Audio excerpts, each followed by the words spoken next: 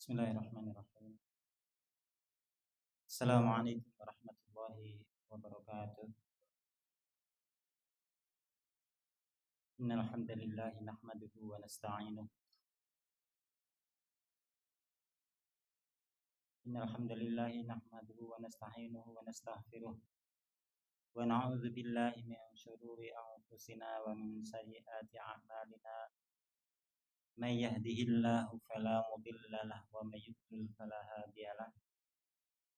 Wa asyhadu an la ilaha illallah wahdahu la syarika lahu. Wa asyhadu anna Muhammadan abduhu wa rasuluh sallallahu alaihi wa ala alihi wa sahbihi wa man tabi'ahum bi ihsanin ila yaumiddin. Amma ba'd. Fa ya ayyuhal hadirun,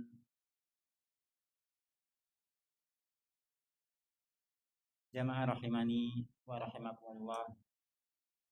Alhamdulillah,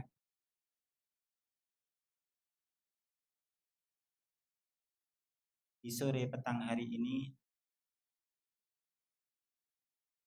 cuaca cukup mendukung untuk kita tahan dalam berpuasa, dan itu termasuk anugerah Allah, di mana di negeri-negeri yang lain mungkin di sana terjadi panas yang sangat sehingga orang berpuasa itu lumayan berat. Dan terlebih lagi akhirnya kita sampai pada waktu sore, di mana waktu ini yang banyak ditunggu-tunggu.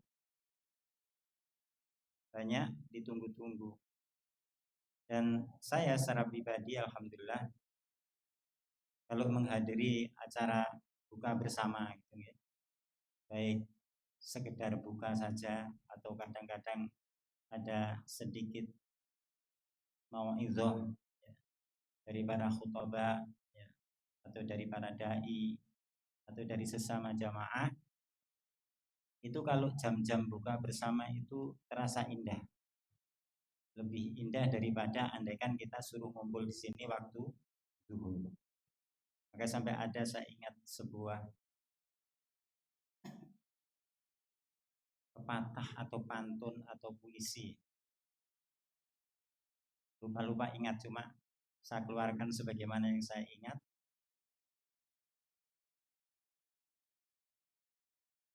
Kain songket dipakai darah, cantik dipandang mbak bidadari. Nah, sing nom-nom lek durung bidadari ngono insyaallah. Sing tuwek ya padha ae. Kain songket dipakai darah, cantik dipandang mbak bidadari. Wajah-wajah nampak gembira, saatnya bukber dinanti.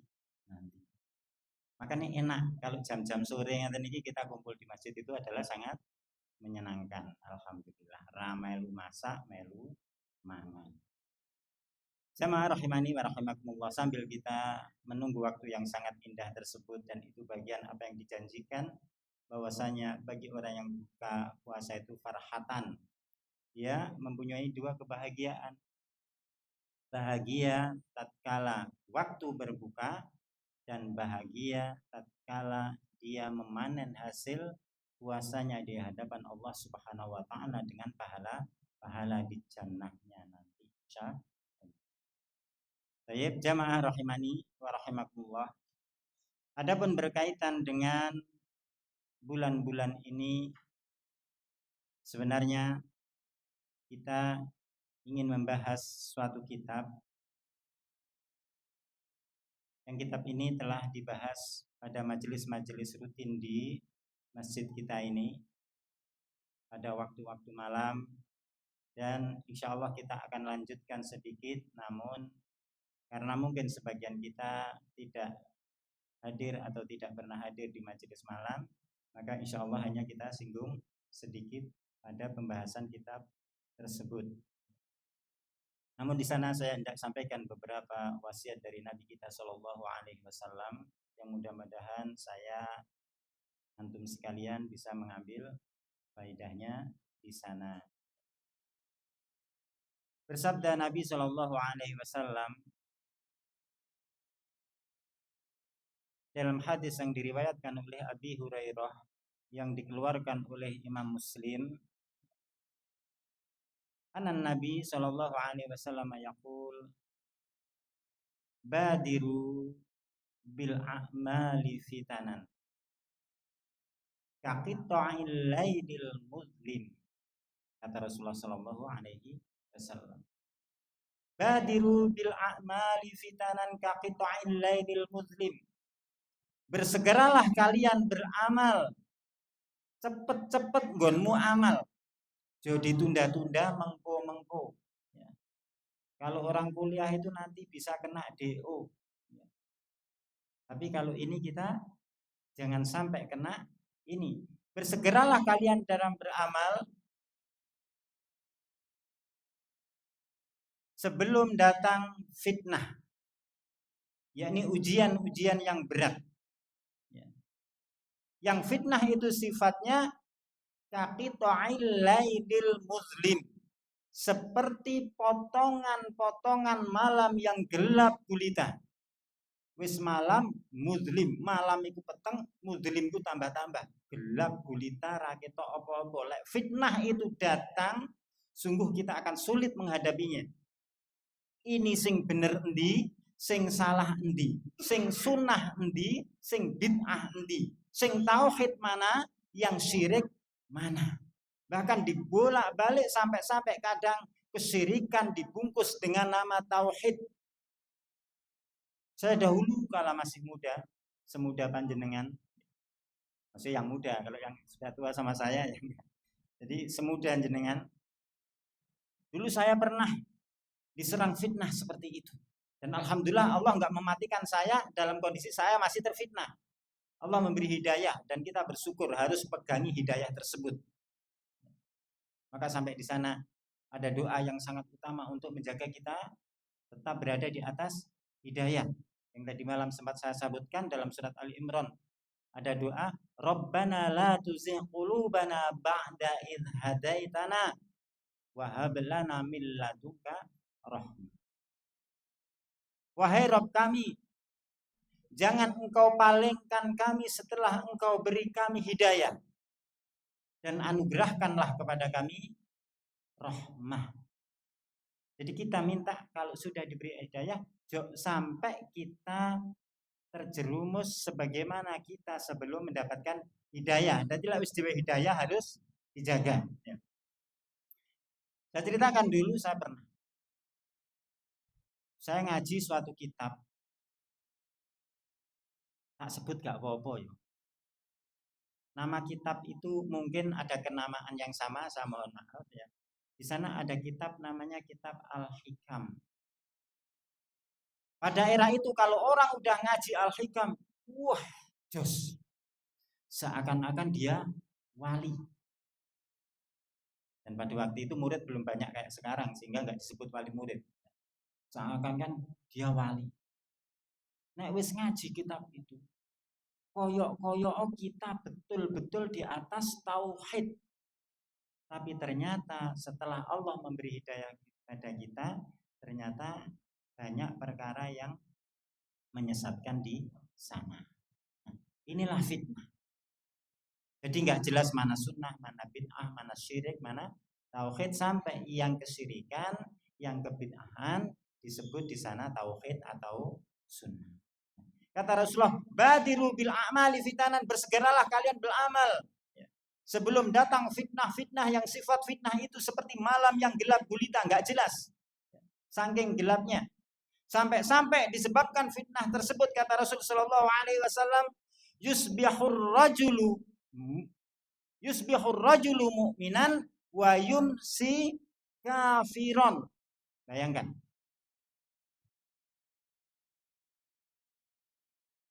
Jadi yusbihu ar-rajulu mu'minan wa yumsi kafiron. Saking dahsyatnya fitnah ini. Apa kata Rasul? Pagi ada seorang laki-laki masih dalam keadaan beriman, mukmin, dengan mukmin yang kokoh. Tapi tiba-tiba datang waktu sore dia sudah kafir. Karena apa? Tergerus dengan fitnah. Wa yumsir rajulu mu'minan wa yusbihu kafiran. Dan di sana ada juga yang sore hari seorang laki-laki itu masih mukmin, masih beriman dengan iman yang benar, akan tapi ketika datang pagi dia telah kafir. Betapa dahsyatnya fitnah. Maka Rasulullah merintahkan badiru bil amal. Segeralah beramal sebelum kalian ketabrak fitnah yang seperti ini. Rugi. Dan di antara bentuk dari fitnah yang menerpa itu adalah yabi'u dinahu bi'aradin minat dunya. Seorang yang termakan fitnah itu di antara fitnah yang menggerusnya dan ia lakukan, dia menjual agamanya bi'aradin minat dunya, dengan bagian yang sedikit dari dunia. Untuk kepentingan dunianya, ia rela mengorbankan agamanya. Bertahun-tahun dia belajar, mempelajari tauhid yang benar. Kemudian datang fitnah. Dia jual agamanya dengan sedikit bagian dunia untuk menggapai kedudukan di kenegaraan sana. Saya pernah melihat suatu konten, benar apa salah nggak ngerti ya. Cuma nampaknya bukan AI. Dia itu orang yang dikenal agamanya baik, lulusan universitas yang lumayan bonafit di negeri kita ini, bahkan dia juga belajar di luar negeri sana, di negeri-negeri orang kafir.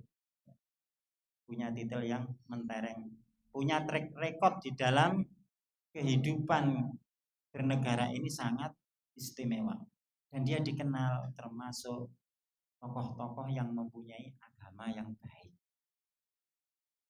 Tapi tatkala dia menginginkan suatu jabatan yang lebih tinggi, dia harus merayu ke sana kemari. Akhirnya untuk menarik simpati, dia rela mendatangi pepunden-pepunden, tempat-tempat sesajen. Hanya untuk apa? Biar masyarakat sekitar situ simpatik pada dia. Dan tentunya kita nggak ingin menjadi seperti itu, karena dunia ini, kata Rasulullah SAW, lebih hina dari bangkai anak kambing. Bangkai kambing itu nggak ada yang mau, kecuali anjing atau babi. Tapi dunia ini lebih hina, lebih rendah dari bangkai anak kambing. Sudah bangkai anaknya lagi, jadi anak kambing. Anak kambing kecil kadang-kadang orang nggak mau nerima karena susah ngerawatnya, apalagi jadi bangkai. Akankah sesuatu yang sangat hina ini kita tukar dengan agama yang sangat mulia? Jamaah rahimani wa rahimakumullah. Nah, berkaitan dengan bulan Ramadan, tentunya kita ingin mendapatkan pahala yang berlipat, pengampunan dari Allah, karena di bulan ini pengampunan Allah itu sangat luas. Bahkan kita beribadah itu insya Allah menjadi ringan. Kenapa? Karena setan-setan dibelenggu. Makanya kalau jenengan kalau di luar Ramadan suruh ngumpul gini kira-kira nggak mau. Tapi Ramadan suruh ngumpul gitu itu enteng. Setannya dibelenggu. Kecuali dia sendiri setan. Ya, kecuali dia sendiri setan. Jadi ringan. Nah, mumpung ringan, ibadahnya di tingkat nih. Kebenaran dalam beribadah ditingkatkan. Maka Rasulullah mengatakan badiru bil amali fitanan. Jamaah rahimani wa rahimakumullah. Kemudian agar amal kita ini diterima, kita butuh bersandar di atas keimanan. Makanya di sana disebutkan sebuah hadis yang berkaitan dengan Ramadan. Ya, kata Rasul sallallahu alaihi wasallam, man shoma ramadhana imanan wa ihtisaban ghufira lahu ma taqaddama min dzambi. Barang siapa berpuasa Ramadan imanan wa ihtisaban, beriman. Nah, ini catatannya. Poso ora beriman muspro. Muspro itu tak guna. Puasa enggak iman ya cuma kayak saya tadi lewat di situ itu, enggak tahu itu programnya Pak RT, RW atau siapa. Kalimatnya api. Bulan apa? Gimana tadi? Ramadan ojo mung ora madang. Atau dari padanya ada tulisan Ramadan ojo mung ora mangan, ora madang. Jangan sampai puasa kita hanya semata-mata dapat lapar dan dahaga. Maka di sana butuh iman. Dan berkaitan dengan kitab kita singgung sedikit bahwasanya kita menginginkan dalam pembahasan suri ini keimanan kita terhadap Nabi Shallallahu Alaihi Wasallam. Rukun iman itu ada 6, diantaranya iman kepada para rasul, diantaranya rasul adalah Nabi kita Shallallahu Alaihi Wasallam. Jamaah rahimani wa rahimakumullah, berkaitan dengan keimanan kepada Nabi Shallallahu Alaihi Wasallam. Beliau adalah Muhammad ibn Abdullah, bersuku Quraisy dari negeri Arab, yang kita sudah terbiasa mengenal beliau. Akan tapi bagaimana hendaklah kita dalam mewujudkan iman kita kepada beliau agar amalan kita sah. Maka saya nukilkan kesimpulan dari para ulama kita tentang hakikatul iman bin Nabi wa mahabbah atau wa mahabbatu. Hakikat keimanan kepada Nabi dan hakikat kecintaan kita kepada Nabi Shallallahu Alaihi Wasallam. Piye to bentuke, piye to hakikate iman kepada Nabi itu, cinta kepada Nabi itu? Maka ulama menyebutkan di sana ta'atuhu fima amar.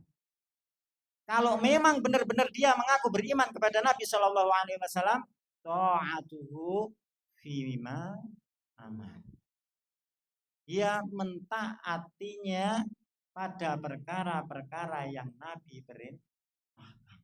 Ngaku iman 1000 kali, tak mentaati apa yang Nabi perintahkan, maka keimanan kepada Nabi adalah keimanan yang palsu. Keimanan yang palsu. Kemudian disebutkan pula di sana wa tasdiquhu fima akhbar, dan membenarkan khobar-khobar dari Nabi. Kalau Nabi memberi khobar ABC, maka kita wajib membenarkan kalau memang benar-benar iman. Kalau benar-benar iman kepada Nabi, umpamanya Nabi mengatakan al-jannatu wan naru haqqun dalam hadis Aisyah radhiyallahu anha. Al-jannatu wan naru haqqun, surga neraka itu benar adanya. Nah, ini khobar dari Nabi. Maka tentu seseorang wajib untuk membenarkannya. Kemudian selain daripada itu, di antara bentuk keimanan adalah wal intihau amma naha anhu wa zajar. Dia berhenti, bertahan, menahan diri ya dari apa-apa yang Nabi larang dan Nabi cela atau peringatkan di sana. Nek Nabi ngelarang, Nabi mencela pada suatu perkara, maka dia berhenti tidak melanggarnya kalau dia mau benar-benar beriman. Contohnya Nabi memperingatkan ya, wa iyyakum wa muhdatsatil umur, berhati-hatilah kalian dengan perkara-perkara yang baru, yakni perkara-perkara yang dibikin-bikin menyerupai agama untuk peribadatan kepada Allah Subhanahu wa Ta'ala. Nabi memperingatkan itu, berarti kita harus berhenti, harus berhati-hati untuk tidak melanggar itu, tidak membuat perkara-perkara yang tidak dituntunkan di sana. Harus itu menahan. Umpamanya Nabi juga melarang makan harta riba melalui firman Allah. Ya ayyuhalladzina, gimana itu? Mana Mas Farid? Fa'ahallallahu al-bai'a wa harramar riba. Allah menghalalkan jual beli dan Allah menghalalkan riba. Mandek ora usah mangan riba. Umpamanya gitu. Sing wis kadung obat. Selesai, sederhana sekali ya. Kalau memang benar-benar ingin imannya benar kepada Nabi Shallallahu Alaihi Wasallam. Dan kita harus paham, Nabi kita itu sangat peduli kepada kita, sangat perhatian kepada kita. Termasuk puasa ini, Allah syariatkan melalui syariat Nabi kita juga sebagai bentuk kepedulian dan perhatian Nabi kita kepada kita. Maka di dalam surat At-Taubah di sana disebutkan, Allah berfirman, laqad ja'akum rasulun min anfusikum azizun 'alaihi ma 'anittum harisun 'alaikum bil mu'minina raufur rahim. Kata Allah Subhanahu wa taala. Sungguh telah datang seorang rasul dari golongan kalian, yakni dari umat manusia, bukan dari malaikat. Podo-podo makan makanan yang dimakan oleh manusia. Telah datang seorang rasul dari golongan kalian, azizun 'alaihi ma 'anittum.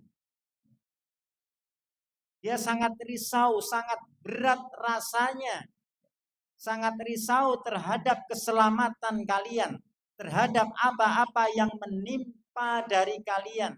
Dia sangat menginginkan keimanan ada pada kalian. Itu Nabi kita. Endi ono wong sing sampai benar-benar peduli seperti ini. Kadang-kadang seorang bapak terhadap anaknya sing jareke sayang, itu enggak sampai seperti ini. Saking sayangnya nang anak, bahkan anak itu malah dijerumuskan kepada kesengsaraan. Sing penting duit, sing penting dikasih HP, sing penting dikasih laptop, ya.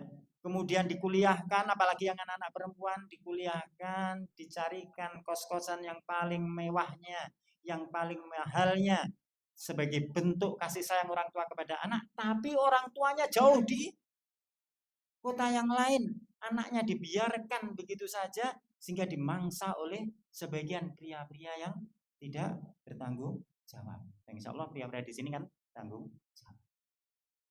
Belum? Nah, itulah. Nek Rasulullah itu benar-benar terhadap kita itu sayang banget, peduli banget. Nek sayang itu benar gitu loh. Dan sayang yang benar itu bukan nggak pernah ngeplak, bukan nggak pernah mukul. Ya.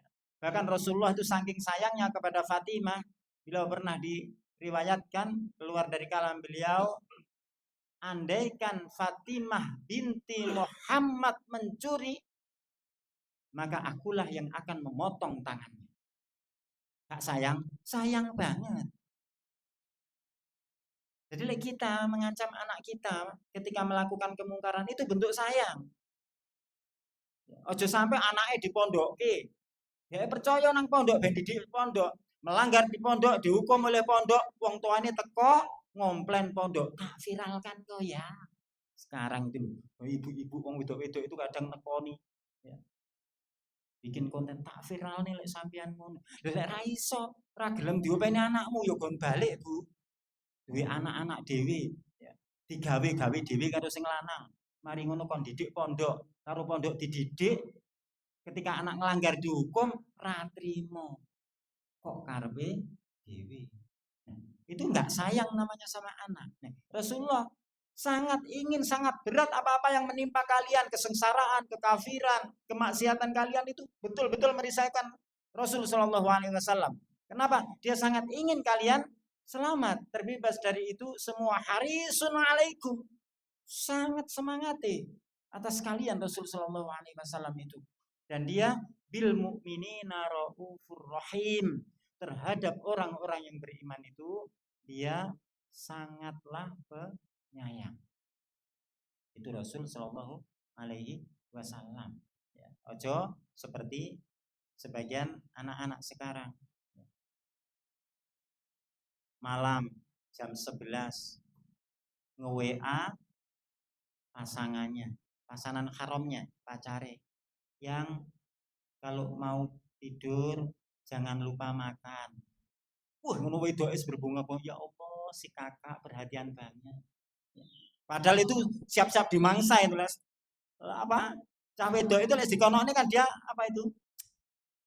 Udah kayak minum miras itu loh, sudah fly ya narkoba itu. Yang jangan lupa sarapan ya, takut kamu nanti mahala. Jadi udah lunglai, padahal itu mau dimangsa. Ini enggak sayang. Nah, Rasul itu betul-betul raufur rahim bil mukminin. Jamaah rahimani wa rahimakumullah. Dan di antara bentuk kalau kita memang beriman kepada Nabi Shallallahu Alaihi Wasallam, maka di sana Allah Subhanahu wa Ta'ala berfirman,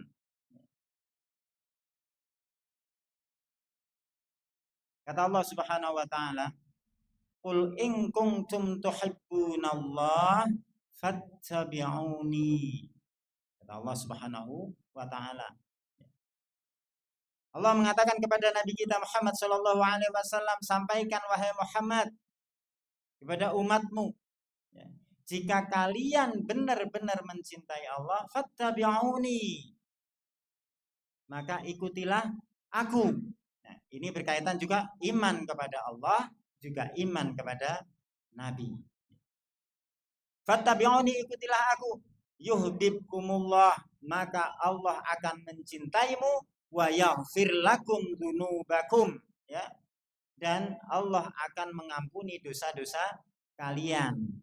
Tadi ada hadis yang berkaitan dengan Ramadan, man shoma ramadhana imanan, dalam keadaan beriman. Nah, nek benar-benar beriman, maka akan diampuni dosa-dosanya yang telah lalu. Ghufira lahu ma taqaddama min dambi, diampuni. Nah, supaya diampuni gimana? Fattabi'uni, dengan ayat ini, ikutilah aku, yakni ikutilah Nabi Shallallahu Alaihi Wasallam. Kalau kamu mengikuti, maka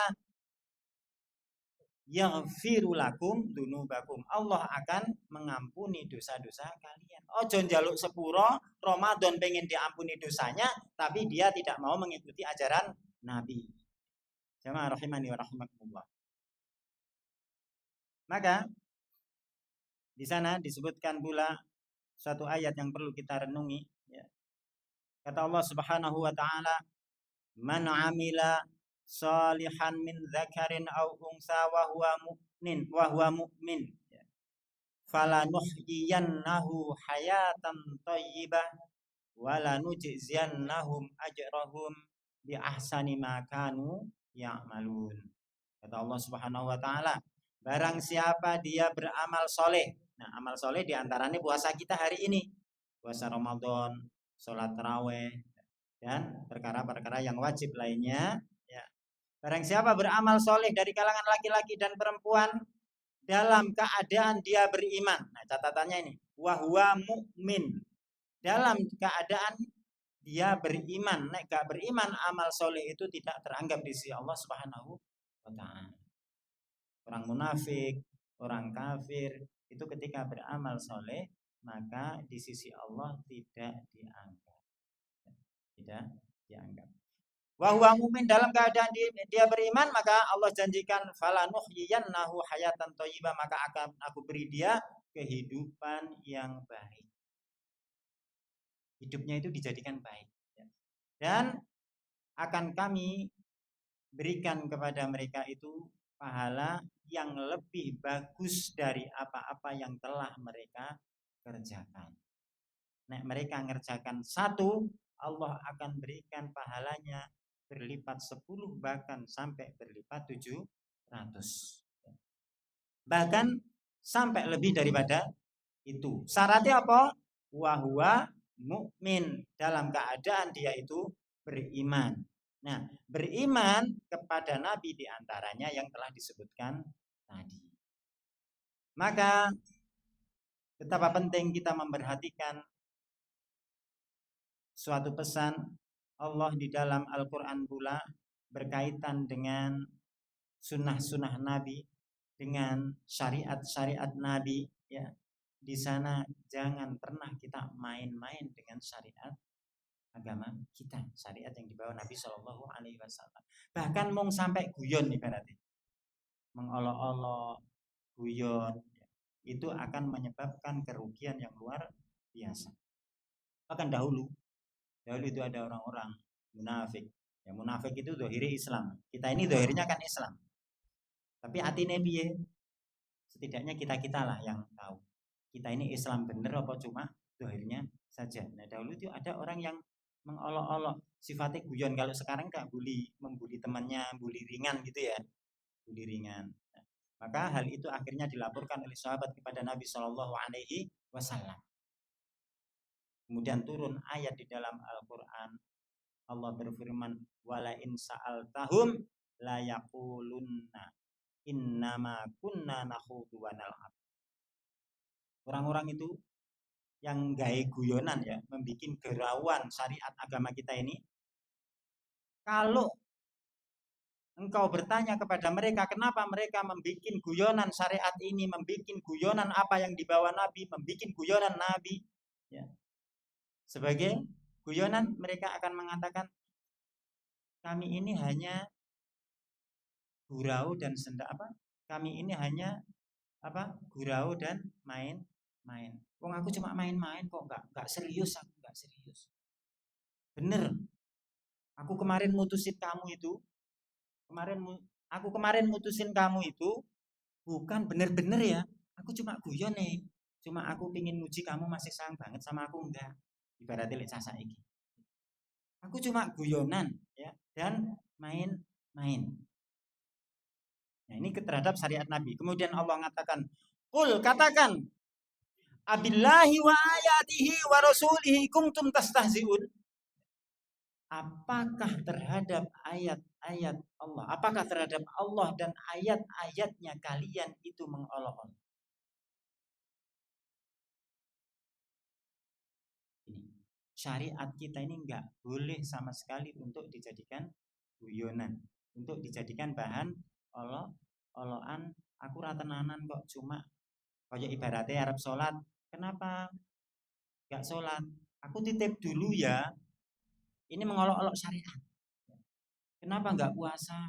Yongkolah tak rapel. Wong gaji aja kadang dirapel per 3 bulan. Allah itu maha pengasih, mosok sholat enggak oleh dirapel. Ini kan mengolok-olok syariat.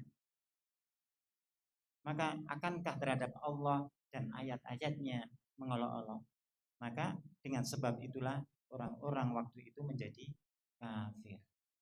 Nah, ketika kita beramal Ramadan berharap pahala yang banyak, ya, pengampunan di sana tiba emang olok-olok, maka sungguh seseorang akan mengalami kerugian yang sangat besar.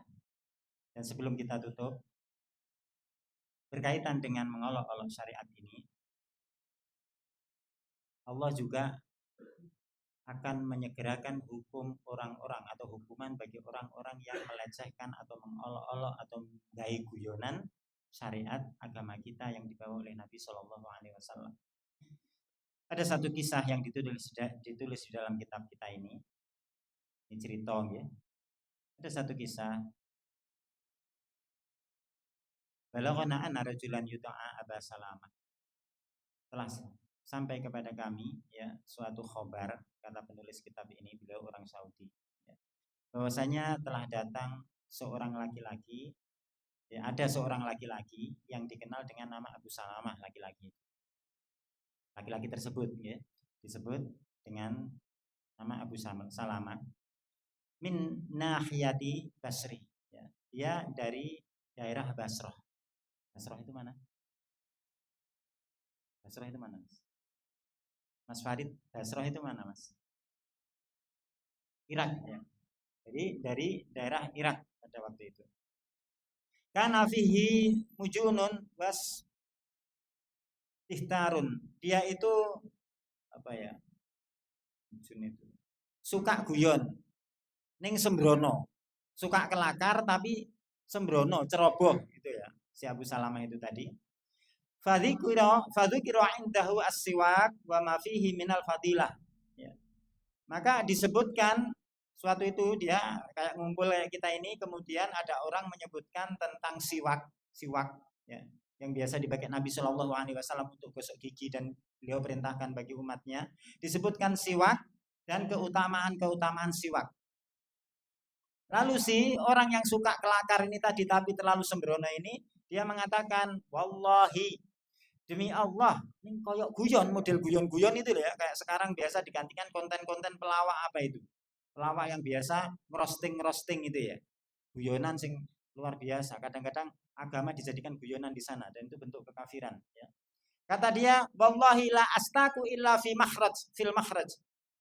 Demi Allah, aku tidak bersiwak kecuali di makhraj, yakni duburihi, di lubang anusnya. Dia ngomong, aku rasiwakan, aku ranggosok gak siwak kecuali di lubang anus. Guyonan yang biasa itu dilakukan anak-anak yang suka ikut lomba-lomba apa itu, pelawak atau apa, yang akhirnya jadi tukang roasting itu ya, bukan roasting kopi ya. Yang roasting kopi itu bagus. Nah, aku tidak bersiwak kecuali di dubur. Fa akhadha siwakan, kemudian dia mengambil siwak, fa wada'ahu fi makhrajihi tsumma akhrajahu. Kemudian dia meletakkan siwak tersebut di anusnya, di lubang pantatnya, di tempat keluarnya kotoran, kemudian dia mengeluarkannya. Kok main-main guyonan? Kadang-kadang kan orang ngelawak kan begitu sekarang ini. Hati-hati kalau ngelawak dengan atas nama agama. Kemudian setelah kejadian itu, fama katsaba dahu tis'atu asyhur. Setelah itu berlalu waktu sekitar 6 bulan. Wa huwa yasku min alami fil baton wal makhraj. Maka setelah berlaku 6 bulan dia mengeluhkan sesuatu penyakit yang dia rasakan sakitnya menimpa perut dan lubang anusnya. Apalagi homoseksual, lebih parah lagi. Kemudian setelah dia mengeluhkan kejadian itu disebabkan dulu dia mengolok-olok sunnah itu, maka fawadha'a waladan ala sifatil jardan lahu arba'atu qawaim wa ra'suhu ka ra'sis samkah. Maka dia mengeluhkan sakit di perut dan lubang anusnya, sehingga setelah itu keluarlah dari lubang anusnya itu seorang anak, seperti orang yang melahirkan dia. Melahirkan dari lubang anusnya ya, sejenis anak yang mempunyai sifat seperti tikus dan memiliki 2 kaki. Warok suhu karok sisamka, samaka. Dan kepalanya seperti kepala ikan. Kemudian walahu duburun katobril arnab, dan dia memiliki dubur lubang anus itu seperti lubang anusnya kelinci, ya, arnab. Walamma wadu'ahu sahadzalikal hayawan salasa siyahat, dan ketika si makhluk kecil itu tadi keluar dari anus dia, si orang laki-laki yang mengolok-olok sunnah tadi, ya. Pas keluar binatang itu, makhluk itu tadi teriak dengan keras dengan 3 teriakan, menjerit. Menjerit. Faqamat ibnatu dzalikar rajuli. Maka anak laki-laki itu kan punya anak perempuan. Ketika dia melihat bapaknya tertimpa seperti itu, kemudian anak perempuan laki-laki itu faradhat ra'sahu famata. Maka laki-laki itu bangkit memukul, meremukkan kepala binatang kecil yang keluar dari anus bapaknya itu. Sehingga binatang itu mati. Wa asyadzalika ar-rajulu ba'da wada'ahu lahu yaumain. Maka kemudian laki-laki itu tadi akhirnya masih bisa bertahan hidup, namun tidak lebih, hanya sekitar 2 hari. Hanya sekitar 2 hari. Wa fi tsalits, dan pada hari ketiganya ya, si laki-laki itu wakana yakul mengatakan hadzal hayawan qatalani. Ini adalah hewan makhluk yang telah membunuhku, wa qatta'a am'ai, dan memotong-motong usus. Kenapa orang ini tertimpa seperti itu? Disebabkan dia mengolok-olok sunnah sebagai guyonan. Jamaah rahimani wa rahimakumullah. Mudah-mudahan apa yang kita sebutkan ini bisa kita ambil hikmahnya, dan kita betul-betul harus benar dalam beriman kepada Nabi Shallallahu Alaihi Wasallam agar benar dan mendapatkan apa yang dijanjikan dari amalan-amalan yang kita lakukan untuk diampuni dosa-dosa yang kita telah lalu dengan sebab kita puasa dan dengan sebab kita sholat lail. Naktafi bihadza, kita cukupkan sekian. Subhanakallahumma wa bihamdik, asyhadu an la ilaha illa anta, astaghfiruka wa atubu ilaik. Walhamdulillahirabbil alamin.